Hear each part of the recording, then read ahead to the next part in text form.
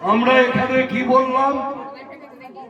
সেবা অভিলাষ ভাগে নরোত্তম দাস।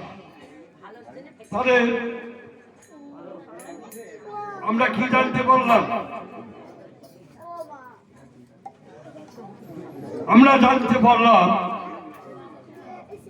আমরা যে যত সুর তাল কেরামতি করি না কেন, শেষে কিন্তু আমাদের সেই মহাজনের কথাটি বলতে হচ্ছে।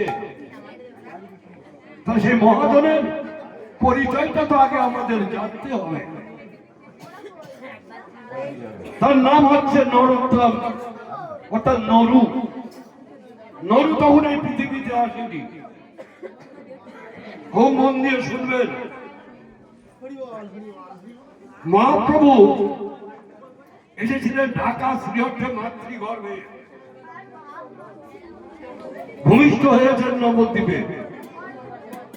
আসার প্রাক্কালে তার দিদিমা বলেছিলেন তার পুত্র জগন্নাথ মিশ্রকে গর্ভে একজন মহামানুষ আছে, তাকে একবার আমাকে দেখিয়ে নিয়ে যেও।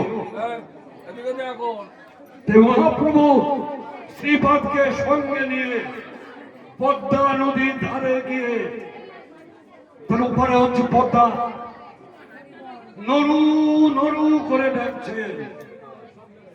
নিত্যানন্দ প্রভু জিজ্ঞাসা করলেন, প্রভু নরু কে? বলল, নরু এখনো আসে, নরু আসবে। পদ্মা পদ্মা করো জোরে এসে প্রভুর সম্মুখে দাঁড়িয়ে বলছে, প্রভু আজ আপনি আমাকে স্মরণ করেছেন। হ্যাঁ পদ্মা, তোমাকে আমি স্মরণ করেছি, তবে হস্ত দুটো একটু পাতো। সেই দিন পদ্মা যখন এইভাবে প্রভু আমার দু ফোঁটা নয়নের বাড়ি তার সেই হস্তে দিয়ে বললেন, পদ্মা ও পদ্মা,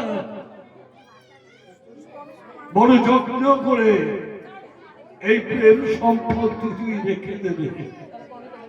আমার ভক্ত নরু যেদিন আসবে, যেদিন তোমার গর্বে অবগাহন করবে, সেই দিন তুমি আমার এই প্রেম সম্পত্তি দান করবে।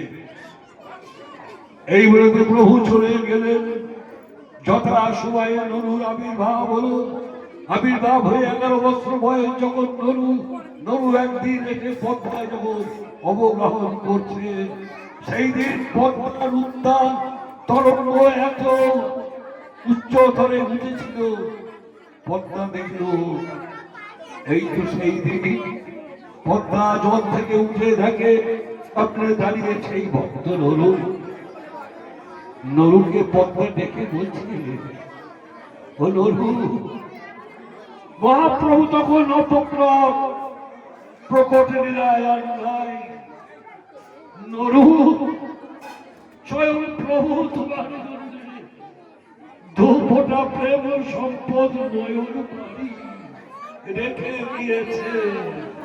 তাই আজ পর্যন্ত এই সেবা একমাত্র আমরা জানি। নরোত্তম ছাড়া কারোর পক্ষে সম্ভব নয়। নিতাই গৌর।